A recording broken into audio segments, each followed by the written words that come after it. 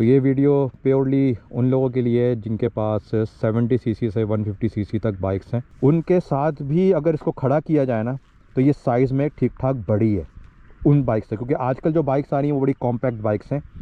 ये साइज़ में उससे ठीक ठाक बड़ी बाइक है।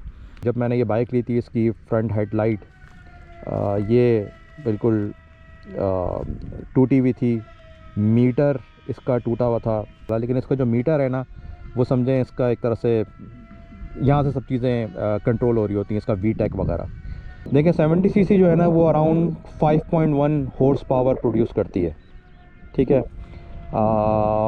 CG125 जो है होंडा CG125 वो अराउंड 11 हॉर्स पावर प्रोड्यूस करती है।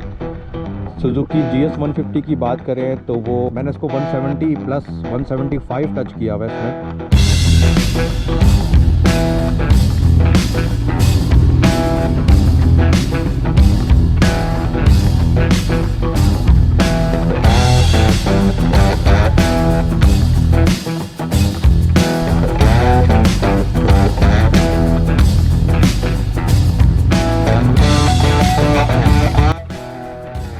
एक बहुत अच्छे दोस्त हैं, भाई हैं, जिन्होंने रिक्वेस्ट की थी कि आप अक्सर वीडियोस बनाते रहते हैं बाइक की और उसमें कोई बातचीत नहीं होती, तो थोड़ा सा ओवरव्यू दें लेकिन ख़ुद बताएं रादर देन कि आप सिर्फ वीडियोस के अंदर कैप्शंस डाल के इसके बारे में बताएं।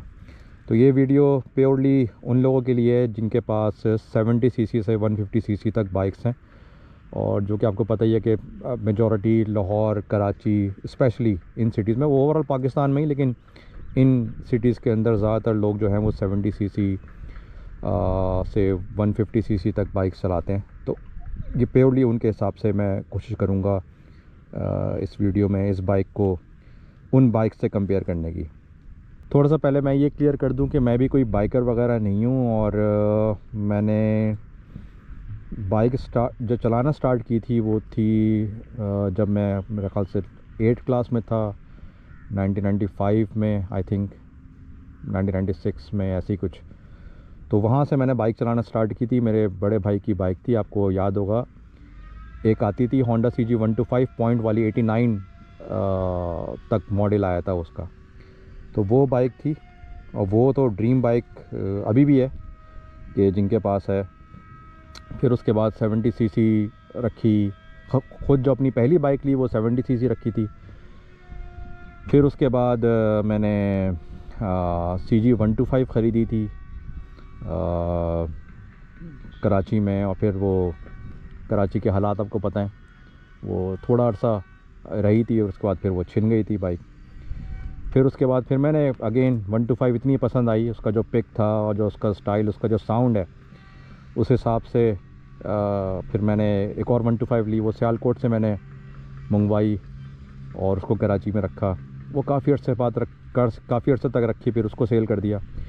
फिर YBR आई थी जब पाकिस्तान में लॉन्च हुई, तो मेरे ख़्याल से मैंने उसको लॉन्च होने के 3 महीने बाद ही ख़रीद लिया था, ब्लैक कलर में, बहुत खूबसूरत। मुझे उसका शेप बहुत अच्छा लगा था, क्योंकि वो एक ये जो नॉर्मल दिखने वाली बाइक्स होती हैं उससे थोड़ा सा हट के उसका थोड़ा मॉडर्न डिज़ाइन उन्होंने प्रेजेंट किया था।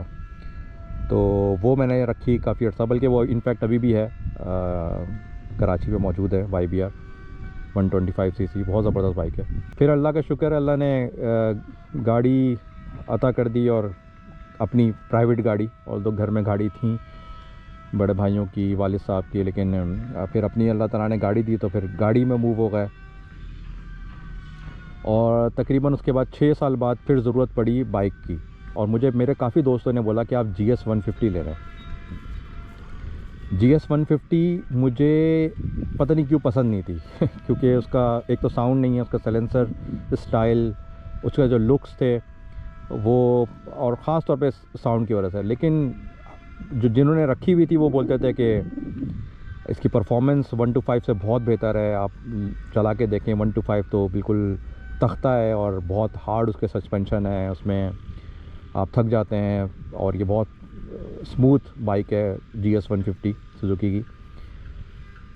मैंने फिर GS150 ली तो आप यकीन करें मेरा पर्सपेक्टिव बिल्कुल चेंज हो गया GS 150 के बारे में कि और फिर खुली सड़कें और फिर जब उनको उसको चलाया तो मीटर पे देख के पता चलता था कि आप 110 पे या कभी कभार 115 120 भी टच कर रहे होते हैं और आपको पता नहीं चल रहा होता बाइक के ऊपर बैठ के। इतनी स्मूथ राइड है उसकी। वो मैंने रखी। फिर उसके बाद अगेन ये मेरे दोस्त ने ली थी CB 400। कुलीग था ऑफिस का, उसने रखी हुई थी उसको। वो शौकीन आदमी, वो बाइकर था प्रॉपर, जिक्सर वगैरह। तो उसने फिर ये CB 400 ली। उससे मैंने एक दफ़ा लेके चलाई तो मुझे तो साफ बात है बहुत डर लगा। आप यकीन करें कि जब मैं इसको फ़र्स्ट टाइम चला रहा था तो शार फैसल से मैं जा रहा था और आयशा मंजिल की तरफ, तो हाल ये था कि मेरे बराबर में से रक्षा 70 सीसी सब गुज़र रहे हैं और मैं उनको जाने दे रहा हूँ। मुझे हिम्मत ही नहीं पड़ रही थी इसको तेज़ चलाने की, क्योंकि मैं सोचता था कि पता नहीं संभलेगी भी या नहीं संभलेगी। खैर फिर मैंने उसको, उस बाइक को घर ले जाके अगले दिन नेक्स्ट डे मैंने उसको जब चलाया, थोड़ा सा कॉन्फिडेंस गेन हुआ। और जब उसमें फिर मैंने उसको चलाया तो मुझे तो एक समझें वो मज़ा आया। मैंने कहा ये कैसी मशीन होती हैं। और ये सिर्फ 400 सीसी है, तो 1000 सीसी और ये जो स्पोर्ट्स बाइक हैं वो कैसी होती होंगी। लेकिन जो पोस्चर है, जो सिटिंग पोस्चर होता है, राइडिंग पोस्चर, वो नेकेड बाइक्स का ज़्यादा बेहतर होता है। मुझे पर्सनली पसंद है, या शायद इस एज में यही पसंद आती हैं चीज़ें, क्योंकि वो जो यंग ब्लड होता है उनके लिए शायद स्पोर्ट्स बाइक अट्रैक्टिव हो, लेकिन हमारे लिए स्ट्रेट नेकेड बाइक्स जिसमें आप कंफर्टेबली बैठ के राइड कर सकते हैं। तो ये बाइक फिर ली। फिर ये मिली, मैंने ये ख़ुद परचेज़ की। ये एक पैरिस का ग्रे कलर था। एक एक चीज़ इसकी अपने हाथों से, जबकि मैं जैसे मैंने बताया मैं कोई प्रो राइडर नहीं हूँ, ना ही मैं इतनी समझ रखता हूँ इसका मैकेनिकल और इलेक्ट्रिकल, लेकिन फिर भी अल्लाह का शुक्र है एक एक चीज़ अपने हाथ से। जब मैंने ये बाइक ली थी, इसकी फ्रंट हेडलाइट ये बिल्कुल टूटी हुई थी। मीटर इसका टूटा हुआ था। अब मीटर से इस बाइक के अंदर, अब इस बाइक के बारे में और डिटेल्स बताता हूँ इंशाल्लाह, लेकिन इसका जो मीटर है ना, वो समझें इसका एक तरह से यहाँ से सब चीज़ें कंट्रोल हो रही होती हैं, इसका VTEC वगैरह। प्लस फिर तो मीटर मैंने इंपोर्ट किया। उसका एक्सपीरियंस थोड़ा सा समझ में आई वहाँ पे कि पाकिस्तान में चीज़ें रखना कितना मुश्किल है, क्योंकि जब मंगवाई तो वो लेट से अगर मीटर था तकरीबन 16-17 हज़ार रुपये का, तो माशाल्लाह जबकि उसमें टैक्सेस वगैरह सब इंक्लूडेड 16-17 हज़ार रुपये। मीटर की एक्चुअल कॉस्ट जो थी वो मेरे ख्याल से 13-14 हज़ार रुपये थी। ये मैं 2 साल पहले की बात बता रहा हूँ। लेकिन जब मंगवाई तो उसके बाद फिर जब ये पोस्ट ऑफिस वालों ने मुझे कॉल करके बोला कि भाई आपका ये एक पार्ट आया है और ये कोई इक्विपमेंट आया है, वो आप कलेक्ट कर लें। जब वहाँ पे पहुँचा तो विदाउट एनी स्टैम्प उन्होंने मुझसे ठीक ठाक वो क्या कहते हैं उसको, कस्टम ड्यूटी टैक्स चार्ज कर लिया, जो कि अराउंड ये मुझे घूम फिर के जब मीटर पड़ा ना 50,000 रुपीज़ का पड़ा। तो ये हुआ। प्लस फिर इसके बाद फिर इसके हेडलाइट्स वो मैंने इंपोर्ट की। ये जो ग्रिल नज़र आ रही है, रेडिएटर ग्रिल, ये मैंने की है। कलर वगैरह मैंने ख़ुद कॉम्बिनेशन बना के इसको कि किस कलर में बेहतर लगेगी। पहले ग्रे था, ग्रे भी अच्छा कलर था, लेकिन फिर मैंने इसको ये ख़ुद ही मतलब इसको हटा के फिर वापस उसको कलर वाला करा के फिर इसको वापस असेंबल किया। प्लस फिर इसकी जो ग्रिप्स हैं वो मैंने ख़ुद ही लेकर आया और उसको इंस्टॉल किया। तो ये पूरी की पूरी बाइक, फिर अभी रिसेंटली इसमें एक थोड़ा सा मसला आया था, इसका रेक्टिफायर, इसकी बैटरी चार्ज नहीं होती थी, तो बैटरी के लिए फिर इसका रेक्टिफायर का इशू नज़र आया, तो वो मैंने ख़ुद किया।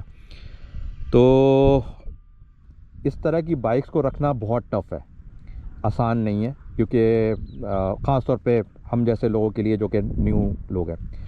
इसको कंपेयर करते हैं ज़रा एक 70 सीसी से, फिर उस तो थोड़ा सा हाई लेवल कंपैरिजन में करने की कोशिश करता हूँ। देखिए 70 सीसी जो है ना वो अराउंड 5.1 हॉर्स पावर प्रोड्यूस करती है, ठीक है। CG125 जो है, होंडा CG125, वो अराउंड 11 हॉर्स पावर प्रोड्यूस करती है। सुजुकी GS150 की बात करें तो वो 13.2 या आई थिंक 13.5, अराउंड 13 या 13.8 तक हॉर्स पावर प्रोड्यूस करती है। जबकि ये जो, बल्कि और एक मेरे दोस्त ने रखी थी बाइक, होंडा CD200, बड़ी क्लासिकल बाइक, बहुत ज़बरदस्त, उसको उसने पूरा अगेन रीस्टोर किया था। वो उसने बाइक रखी, तो वो जो प्रोड्यूस करती है वो अराउंड 18 हॉर्स पावर प्रोड्यूस करती है। ये जो बाइक है, ये जो प्रोड्यूस करती है, ये अराउंड 53 से 58 हॉर्स पावर प्रोड्यूस करती है ये बाइक। तो अब आप इसका इंजन साइज़ देखें, इंजन साइज़ यहाँ से भी कितना बाहर निकला हुआ है और यहाँ से भी कितना बाहर निकला हुआ है। तो ये एक मैसिव इंजन है, 4 सिलेंडर है, प्लस इसकी जो फ्यूल इकॉनमी है वो बहुत अच्छी नहीं है, पैथेटिक है। ठीक है कि जो क्लेम जो मैंने नेट पे देखा था वो तो ये था कि 25-30 अराउंड, जबकि ये सिर्फ 14-15 भी मुश्किल से देती है ये बाइक। ठीक है। अच्छा, इसमें जो मज़ेदार चीज़ें हैं जिसकी वजह से ये बाइक, एक तो इसका सिटिंग पोस्चर बड़ा कंफर्टेबल है। आप इसमें आराम से बैठ के, आपको कोई आगे बेंड नहीं होना पड़ रहा, जिस तरह नॉर्मल आप 125 या GS150 वगैरह चलाते हैं, आप उस तरह से उसको चला सकते हैं। और प्लस फिर इसमें जो मज़ेदार चीज़ है ना, वो है इसका VTEC। ये अगर आप देख रहे होंगे, इसमें 6000 RPM के बाद, 6300 या 6400 RPM पे के बाद ना, इसकी जो ये लाइंस हैं ये चेंज हो रही हैं। ये वो पॉइंट है जहाँ पे जब 6400 या 6300 RPM पे इसका VTEC इंगेज होता है। अब VTEC है क्या? VTEC ये है कि ये नॉर्मली बाइक चल रही होती है, इसमें अगेन 4 सिलेंडर है, तो 16 वेल्स का इंजन है। ठीक है। और ये जो बाइक नॉर्मली चल रही होती है, ये चल रही होती है 8 वेल्स पे। ठीक है। जैसे ही VTEC एंगेज होता है तो 16 के 16 वेल्स जो हैं वो एंगेज हो जाते हैं, और अचानक इसकी एक तो पावर, मतलब एक तो इसका एक्सेलरेशन बड़ा ज़बरदस्त हो जाता है, बाइक अचानक निकलती है। प्लस फिर इसका साउंड जो है ना, वो साउंड भी चेंज हो जाता है, क्योंकि वो समझे डबल पावर हो गई। तो फिर ऑब्वियसली फ्यूल कंजप्शन भी इसका ज़्यादा ही रहता है। एक और चीज़ जो है इसकी, कि ये कार्पोरेटर बेस है, ये EFI नहीं है। जो आजकल की जो बाइक्स आ रही हैं, मॉडर्न बाइक्स जो हैं, वो सारी की सारी EFI होती हैं। ये जो है ये कार्पोरेटर बेस है, पुरानी है, 2002 मॉडल है। CB400 सुपर 4 के नाम से ये होती है। VTEC स्पेक 2, VTEC के अंदर भी मल्टीपल स्पेक्स आए हैं, spec 1, spec 2, spec 3, spec 4, spec 3 तक तो मैंने देखा है। तो ये स्पेक 2 है। प्लस इसके अगर साइज़ की बात की जाए बाइक के, अगर आप मैंने क्योंकि मॉडर्न बाइक्स भी देखी, इवन कावासाकी H2R वगैरह हो गई, उनके साथ भी अगर इसको खड़ा किया जाए ना, तो ये साइज़ में ठीक ठाक बड़ी है उन बाइक से, क्योंकि आजकल जो बाइक्स आ रही हैं वो बड़ी कॉम्पैक्ट बाइक्स हैं। ये साइज़ में उससे ठीक ठाक बड़ी बाइक है, नज़र आती है। This is why it's still a head Turner, कि जहाँ से गुज़रती है लोग इसको पीछे मुड़ के एक दफ़ा देखते ज़रूर है। ठीक है। ऑल्दो एक इसका कोई कंपैरिजन बनता नहीं है 1000 सीसी से या 600 सीसी से या स्पोर्ट्स बाइक से जो आजकल की हैं, लेकिन ये भगाने वाली चीज़ है भी नहीं। भागने को ये, मैंने इसको 170 प्लस 175 टच किया हुआ है इसमें, जो कि मेरा ख्याल से अच्छी खासी स्पीड होती है। लेकिन मज़ा इस चीज़ को चलाने का जो है, या मेरे ख्याल से किसी भी बाइक को जो मैं ख़ुद प्रेफर करता हूँ, वो ये कि राइड एंजॉय करनी है। अगर आपने राइड एंजॉय करनी है तो उसके लिए बेहतरीन है। प्लस इसमें जो ब्रेक्स आते हैं वो निसन के ब्रेक्स हैं, और डुअल कैलिपर हैं फ्रंट, बड़े स्ट्रॉन्ग ब्रेक्स हैं। रियर भी डिस्क ब्रेक है, सिंगल डिस्क ब्रेक। प्लस जो टायर साइज़ है वो बड़ा अच्छा है। ये अराउंड अराउंड क्या है एग्जैक्टली 180 mm टायर साइज़ है इसकी, जो चौड़ाई है। जो फ्रंट है वो 120 है। तो ये ठीक ठाक बड़ा टायर है। वन इवन के कुछ पाकिस्तानी जैसे ऑल्टो हो गई जो गाड़ियों में लगा आता है उससे भी चौड़ा टायर है ये। तो उसकी रोड ग्रिप वगैरह बहुत ज़बरदस्त है। प्लस का व्हील बेस नॉर्मल जैसे आजकल की जो बाइक्स आ रही हैं उनसे थोड़ा सा ज़्यादा है, मतलब जो डिस्टेंस बिटवीन द व्हील्स है। अब बात करते हैं इस बाइक की मेंटेनेंस की। तो मेंटेनेंस इसकी सबसे इम्पॉर्टेंट चीज़ जो है ना, आपको इसका कोई अच्छा मैकेनिक मिलना बहुत ज़रूरी है, जो कि मेरे ख़्याल से अगेन कराची में बहुत अच्छे अच्छे लोग मौजूद हैं, लेकिन as compare to Lahore, Islamabad, Pindi या बाकी सिटीज़ के अंदर इसके मैकेनिक्स मिलना, क्योंकि एक कार्बोरेटर बाइक है, ठीक है, और ये किसी संभले हुए हाथों में जाए तो बेहतर है, वरना लोग बड़ा नुकसान पहुंचा देते हैं आपकी बाइक को। तो मेंटेनेंस इसकी अवेलेबल है, ठीक है, लेकिन पार्ट्स वगैरह आपको सारे बाहर से मंगवाने पड़ते हैं। लेकिन नॉर्मल मेंटेनेंस इसकी इतनी कोई ख़ास नहीं है। आपको सिंपल अगेन वही ऑयल अराउंड 3.4 लीटर इसमें ऑयल आता है, और आप इसमें अच्छा फुली सिंथेटिक ऑयल डालें, जैसे मोटल हो गया या एम्स ऑयल हो गया। तो ये ऑयल जो बेहतर है वो आप डालें इसके अंदर। प्लस इसका ऑयल फ़िल्टर चेंज होता है। कुछ लोगों ने तो ये भी कहा था कि इसमें ऑयल फ़िल्टर वो भी लग सकता है जो कि नॉर्मल गाड़ी कोरे वगैरह में लगता है, ठीक है, नज़र आ रहा होगा, लेकिन ये मैंने ये इसका ओरिजिनल इसका लगाया हुआ है ऑयल फ़िल्टर वगैरह। तो प्लस फिर इसकी बैटरी वगैरह वो भी आराम से मिल जाती है, बैटरी हो गई, बाकी चीज़ें। तो मतलब मेंटेनेंस का इतना इशू नहीं है अगर आपके पास मैकेनिक अच्छा है, लेकिन अगर मैकेनिक सही नहीं है तो फिर वो 10 चीज़ें अपनी निकालेगा। नॉर्मली जो बेयरिंग वगैरह होते हैं वो आपके टायर के आराम से मिल जाते हैं। हाँ, कुछ चीज़ें ऐसी हैं जो नहीं मिलती, जैसे इसका कोई पार्ट वगैरह अगर एग्जैक्टली आपको चाहिए। इंडिकेटर आप कोई से भी लगा लें मार्केट से लेके, ठीक है, हेडलाइट भी कोई सी भी लगा सकते हैं, लेकिन मैंने इसकी जेन्युइन लगाई हुई है, ठीक है। इसके अलावा लोग इसके ये लिवर्स वगैरह ये भी चेंज कर लेते हैं, मैंने चेंज नहीं किए, मैंने इसका ओरिजिनल रखा हुआ है। हाँ, मैंने ग्रिप्स चेंज की हैं इसकी, लेकिन जैसे कि पार्ट्स हो गए, जैसे ये इसका क्या कहते हैं मीटर, प्लस फिर मैं आपको उसका रेक्टिफायर दिखाता हूँ। मैंने अभी चेंज किया है क्योंकि मैं 4 बैटरीज बदल चुका था। मैं समझ रहा था पता नहीं क्या मसला है, क्योंकि वायरिंग का इशू है, लेकिन वायरिंग का कोई इशू नहीं था। ये रेक्टिफायर है, ये मैंने चेंज किया है। मैंने उसकी बल्कि एक वीडियो भी अपलोड की है कि किस तरह से ये काम करता है, इसका काम क्या होता है, और ये बैटरी को चार्ज कर रहा होता है, ठीक है। तो ये इस तरह की चीज़ें हो गई, या CDI यूनिट हो गया, वो आपको कहीं नहीं मिलेंगी, वो आपको इंपोर्ट करनी पड़ती हैं, सोर्स करानी पड़ती हैं अली एक्सप्रेस वगैरह से। अच्छा, एक और चीज़ बता दूं, इसमें ये जो की है इसकी, ये HISS कोई सिस्टम है इसमें, सिक्योरिटी सिस्टम, ठीक है। ये आपको लाइट ब्लिंक होती हुई नज़र आ रही होगी इसके अंदर। इस की के अलावा ये बाइक किसी की से स्टार्ट नहीं होगी। आप डुप्लीकेट बना लें, ये इमोबिलाइज़र टाइप की समझ लें कोई चीज़ है, ठीक है। और इवन आप कुछ भी कर लें ये स्टार्ट नहीं होगी। अगर आपको स्टार्ट करनी भी है तो आपको पूरा HISS सिस्टम, इसका CDI unit, I don't know किस तरह से वो चीज़ें चेंज होती होंगी, तो वो है। तो ये की बड़ी इंपॉर्टेंट है बाइक की सिक्योरिटी पॉइंट ऑफ व्यू से, ये बहुत अहम जो है ना, ये इसका एक फ़ीचर है समझ लें। Riding style as compare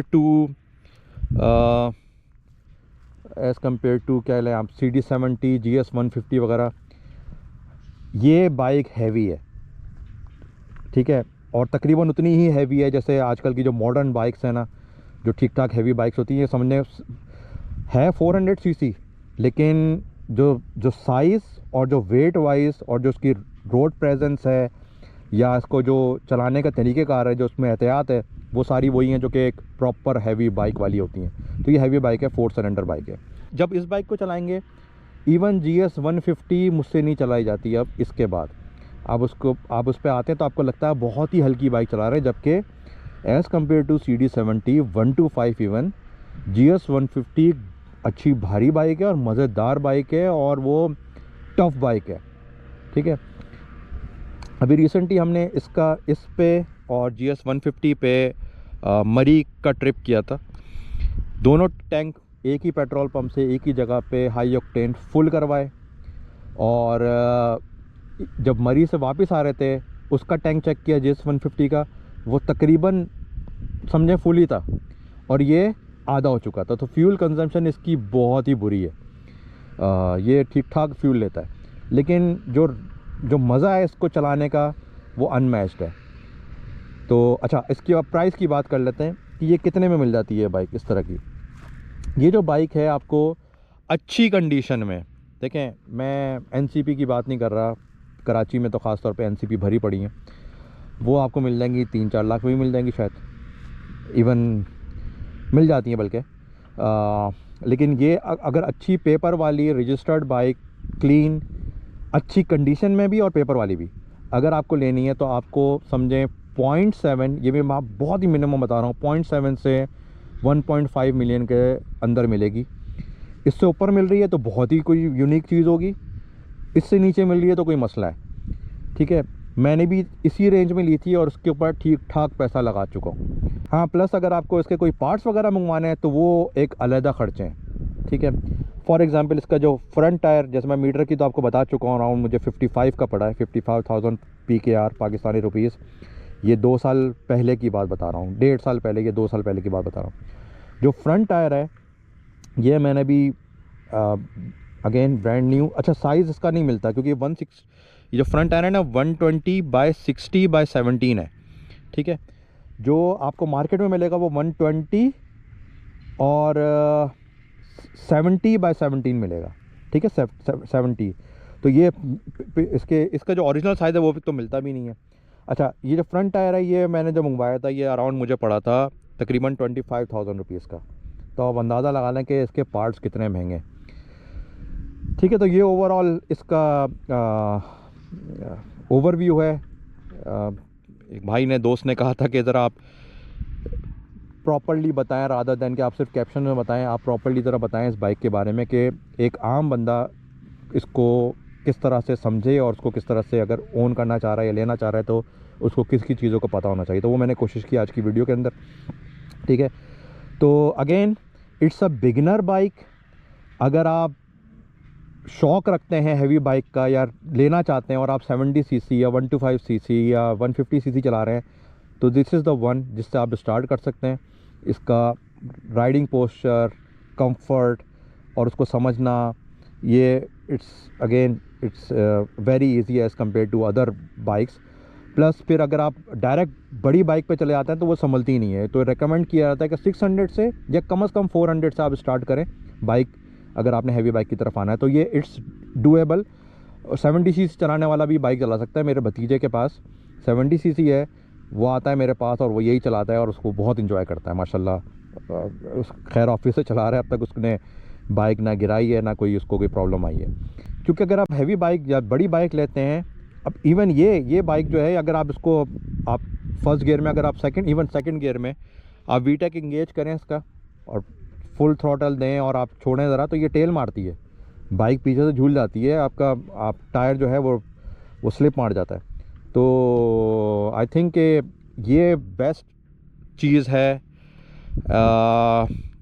for a beginner कि इसका साइज़, वेट और जो एक्सपीरियंस है, राइडिंग एक्सपीरियंस, वो सारा हैवी बाइक वाला है। लेकिन पावर में ये 400 सीसी है, इट्स नॉट 1000 सीसी। ठीक है, तो दिस इज़ द ओवरव्यू जो कि मेरे दोस्त ने रिक्वेस्ट किया था कि मैं दूँ उसके बारे में। आई होप कि मैंने तकरीबन सारी चीज़ें कवर करनी होंगी।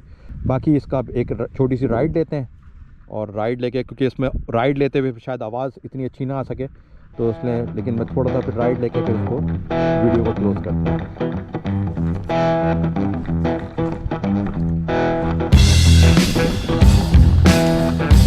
आप लोगों के सामने ही इसको मैं ज़रा कोशिश करता हूँ पीछे ड्रैग करने की, क्योंकि काफ़ी हैवी होती है।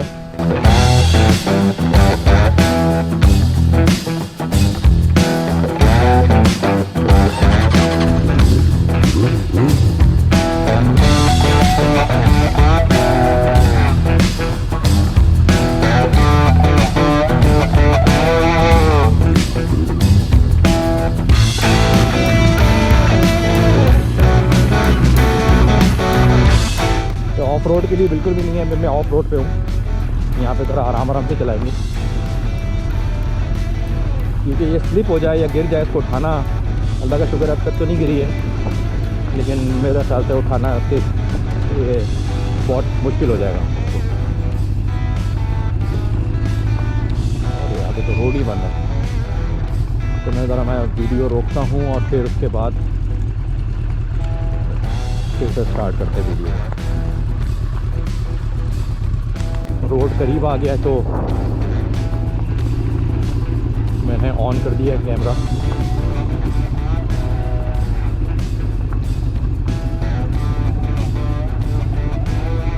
इस बाइक का राइडिंग पोस्चर देखें, मैं इस पर लॉन्ग रूट पे भी गया हूँ, बंदा थकता नहीं है और सुकून में रहता है। राइडिंग पोस्चर बड़ा मज़ेदार है। इवन भगाने ये 170 तक भी मैंने इसको भगाया हुआ है, तकरीबन 180 टच करने वाला था। मेरे ख्याल से मैंने इसको 175 तक या एटलीस्ट 170 प्लस तो भगाया हुआ है। लेकिन मज़ा जो है इसको चलाने का है, भगाने का नहीं है।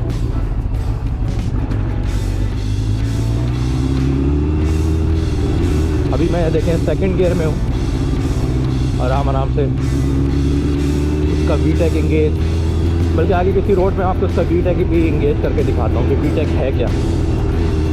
शायद कैमरे का, क्योंकि कैमरा भी मैंने फ्रंट चेन माउंट में लगाया हुआ है, तो साउंड इतना अच्छा, साउंड से पता ना चले कि वीटेक इंगेज हो गया, लेकिन आपको फील होता है बाकायदा, या बाइक आपको थ्रो करता है पीछे की तरफ कि आप वीटेक लगाए और आवाज़ चेंज हो जाती है।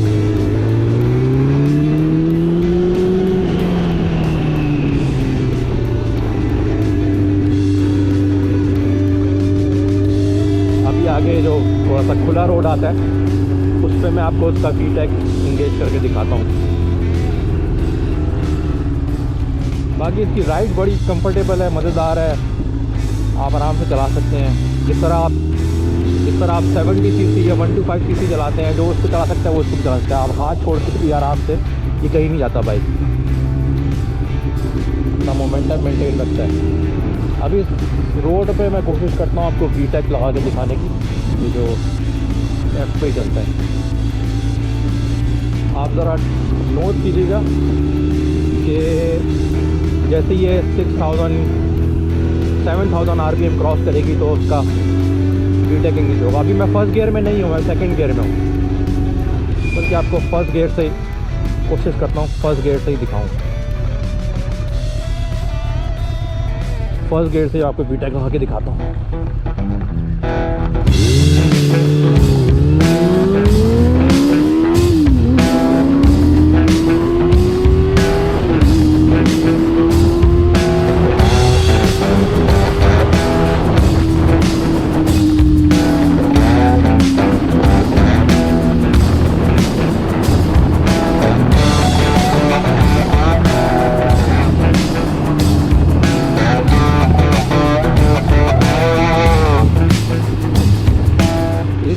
नॉर्मली मैं आता नहीं हूँ, इसलिए एक दो जगह पे ज़रा बम्पी रोड, मतलब जंप आए थे, रोड थोड़ा सा बम्पी था तो मैंने हल्की कर ली। अब आई डोंट नो, मैं थर्ड पे या फोर्थ गियर तक जाऊँगा सर, और शायद मैंने 100 तो क्रॉस किया होगा। अच्छा, इस बाइक की हैंडलिंग की बात की जाए तो हैंडलिंग बहुत ज़बरदस्त है, आपको इतना टफ नहीं है, इसको आराम से आप मैनूवर आराम से अच्छा कर सकते हैं। इसकी रोड ग्रिप अच्छी है, प्लस इसको आपके मतलब ये बाइक आपके कंट्रोल में रहती है, कंट्रोल से नहीं निकलती है, क्योंकि पावर ऑप्टिमम है, ऐसा नहीं कि बहुत एग्रेसिव है। हाँ, लोअर गियर के अंदर वीटेक अगर आप लगा रहे हैं या मोड़ पे अगर आपने टर्न पे किसी पे आपने पावर मतलब एक्सीलेटर खींच दिया तो फिर टफ हो जाता है, वरना overall the power handling control is excellent. अच्छा, एक चीज़ मैं बताना भूल गया था आप लोगों को, वो ये कि इसके ब्रेक पैड, अच्छा ब्रेक पैड नॉर्मली इसका पिछला ब्रेक पैड जो था ना वो मुझे चेंज कराना पड़ा था, तो वो भी अगेन इंपोर्ट करना पड़ा। बहुत सारे लोगों ने मुझे यहाँ पे बोला कि आप इसका ब्रेक ट्यूब बन जाता है, नॉर्मली यहाँ पे लोग बना देते हैं, आप बनवा लें। मैंने नहीं बनवाया, मैंने इंपोर्ट करवाया और उसको एक मैकेनिक के हाथों फिर उसको चेंज करवा लिया, तो वो काम हो गया था। तो वो जो ब्रेक पैड है वो मुझे तकरीबन कॉस्ट किया था अराउंड सब कुछ मिला के 6000 रुपीज़। ठीक है, तो नॉर्मल मेंटेनेंस में यही चीज़ें आती हैं। अल्लाह का शुक्र है कब तक क्लच वायर वगैरह या बाकी चीज़ें सीट ब्रेक नहीं हुई हैं, वो सब सही है। ये ओवरऑल बाइक का ओवरव्यू है। आई होप कि आपको पसंद आएगा और इंशाल्लाह कोशिश करेंगे नेक्स्ट वीडियो में बात करते हैं। वापसी में एक छोटा सा और VTEC, इस दफ़ा सेकंड गियर में।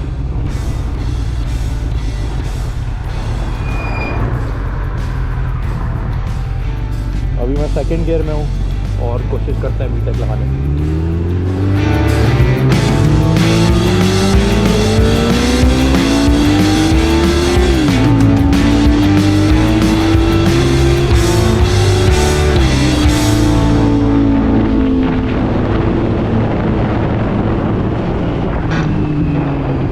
ठीक है, चलें फिर इंशाल्लाह नेक्स्ट वीडियो में मिलते हैं। Thank you for watching. Allah हाफ़िज़।